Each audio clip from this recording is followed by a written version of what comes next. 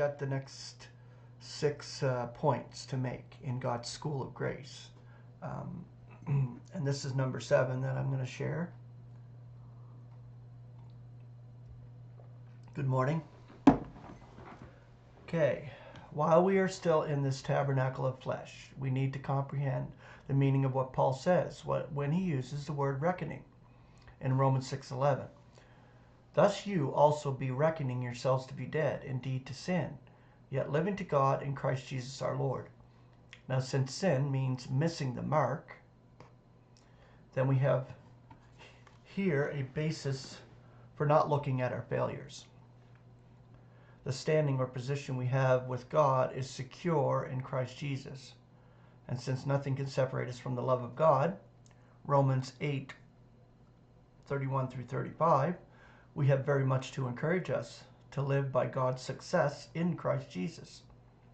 Number 8, sometimes we wonder what would happen if God granted us complete maturity and mastery over the flesh at this time. Would it not make us difficult to live with? Just suppose that, for instance, we could tell another that we never worry about anything anymore. Would that not sound conceited and unreal? Yes. Would that not make us walk about with an air of self-righteousness? Yes. How wonderful and humbling to realize that we are given God's righteousness in Christ Jesus, in whom we are instructed to boast. Boasting in the Lord, always. 1 Corinthians 1:31. Number 9. It is more realistic to pursue joyfully that for which we have been grasped. Paul said it so well in Philippians 3:12 through 14. Not that I already obtained or am already perfected, yet I am pursuing, if I may be grasping, also that which I was grasped also by Christ Jesus. Brethren, not as yet am I reckoning myself to have grasped yet one thing, forgetting indeed those things which are behind, yet stretching out to those in front.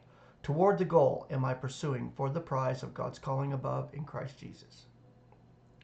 In this passage, Paul plainly acknowledges that he does not consider himself to be perfect. He also states that he is not dwelling on the things that are behind. And is it not interesting that, as mentioned above under number 3, Paul nevertheless has learned to be content. He is content because he revels in the truth of justification, conciliation, and glorification. In spirit, he, as well as we, have already been given every spiritual blessing among the celestials in Christ. Ephesians 1:3. He does not allow his imperfections to make him uptight.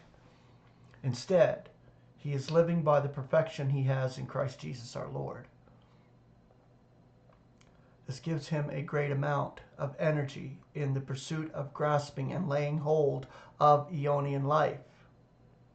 The marvelous truths he was commissioned to proclaim, plus his constant contact in prayer with God, with the God and Father of our Lord Jesus Christ. All power, wisdom, and love enabled him to live by faith and to cast out frustration. He encouraged us to imitate him. Imitate Paul, our apostle. Number 10. The physical conditions of life can at times be very trying. We are not asked to become unnatural, but the scripture says that we do not sorrow as the world does. 1 Thessalonians 4:13. We do groan, yet our groaning is different from the groaning and moaning that goes on in society or in the world. We are entreated to do all without murmurings and reasonings. We're entreated to do this. Expose, rebuke, and entreat. So if you're entreating somebody, entreat like Paul does. Entreat to do things without murmurings and reasonings. Philippians 2:14. Yet the difficulties of life often cause us tears and sadness, while we rejoice in the truth that all is out of, through, and for God. We are fully persuaded that all things that are taking place in our lives and in the billions of other human beings contribute to the universal goal so succinctly stated in 1 Corinthians 15:28, that God may be all and in all.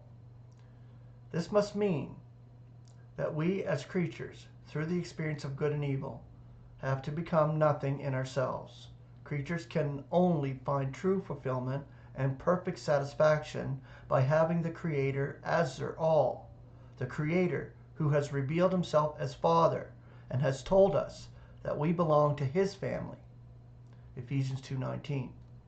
How good to know that God is establishing a family relationship with his creatures, not a cold business-like relationship, but a relationship of intimacy and love.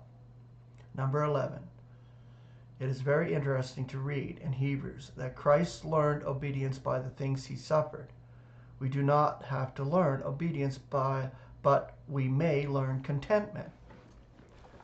And this while we suffer from many imperfections.